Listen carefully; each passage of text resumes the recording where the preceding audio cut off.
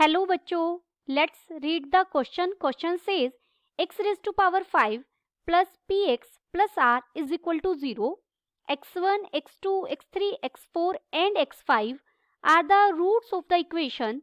Then value of limit x tends to x1, x minus x2 into x minus x3 into x minus x4 into x minus x5 is equal to.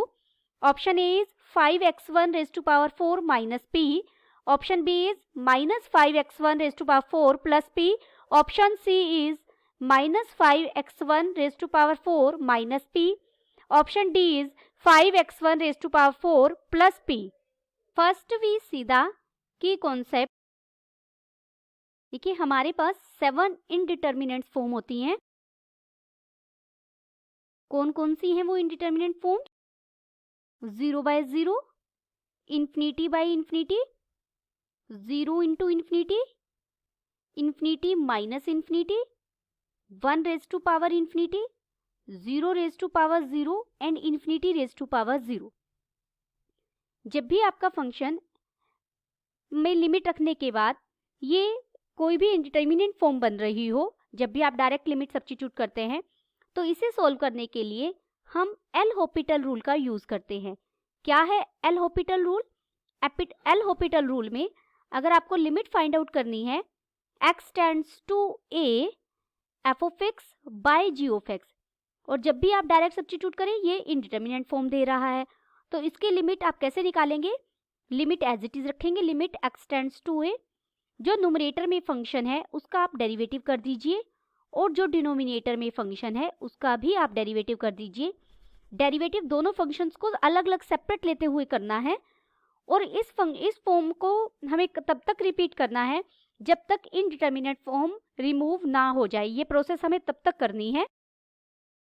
अब हमें statement में given है, एक equation दी गई है. Given equation is, हमें equation क्या दी गई है? x raise to power 5 plus px plus r is equal to 0.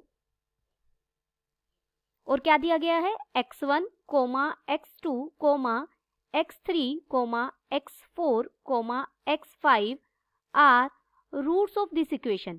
5 degree की इक्वेशन है तो इसके कितने रूट होंगे? 5 रूट्स होंगे जो हमें दिए गए हैं.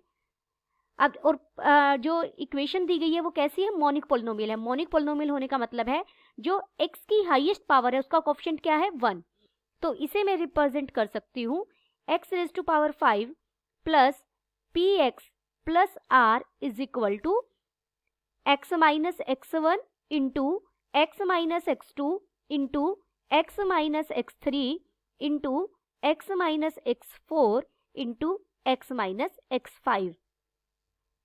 देयरफॉर यहाँ से हमारा x minus x2 into x minus x3 into x minus x4 into x minus x5 किसके इक्वल हो जाएगा? ये इक्वल हो जाएगा x raise to power 5 plus px plus r divided by x minus x1. जो हमारा ये फैक्टर था इसे मैं यहाँ इसके डिनोमिनेटर में ले गई हूँ. अब हमें इसकी लिमिटिंग वैल्यू फाइंड आउट करनी है, लेकिन ये फंक्शन इस फंक्शन के इक्वल आया है तो इस पर limit x tends to x1 लगाएं हम या इस पर लगाएं, दोनों हमें सेम देंगे क्योंकि फंक्शन सेम है. सीधा सा कहें तो हमने फंक्शन को सिंप्लीफाई कर लिया. Now limit x tends to x1 x minus x2 into x minus x3 into x minus x4 into x minus x5 equal हो जाएगा x.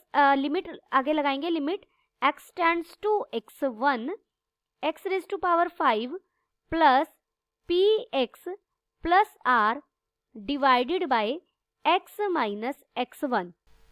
अब देखिए x1 क्या है? x1 is root of equation x raise to power 5 plus px plus r is equal to 0. x1 इसका root है तो जब यहाँ आप लिमिट लगाएंगे, डायरेक्ट सब्स्टिट्यूट करूँ तो ऊपर वाली टर्म क्या बन जाएगी? 0, क्योंकि x1 रूट है तो सेटिस्फाई करेगा. और डिनोमिनेटर में भी हम रखेंगे x की जगह x1 तो डिनोमिनेटर में भी क्या बन जाएगा? 0. This implies limits gives indeterminate form.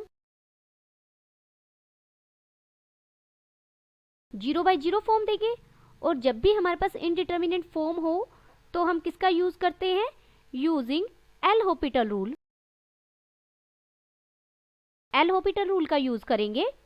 इसके लिए हम कैसे सॉल्व करेंगे? ये लिमिट इक्वल हो जाएगी limit x tends to x1, ऊपर जो फंक्शन है उसका डेरिवेटिव कर देंगे। डेरिवेटिव करेंगे तो ये बन जाएगा 5x raise to power 4 plus p, और r का डेरिवेटिव क्या हो जाएगा? 0, क्योंकि कांस्टेंट टर्म है, और डिनोमिनेटर में क्या आ जाएगा? 1। अब हम x की जगह x1 सब्स्टिट्यूट करेंगे तो हमें वैल्यू मिलेगी 5x1 raise to power 4 plus p। This implies हमारा कौन सा ऑप्शन सही हो गया? Option D is correct. Option A wrong है, ऑप्शन बी भी रोंग है, ऑप्शन डी सही है। Option D is correct and all other options are incorrect. Hope you understood it well. Best of luck.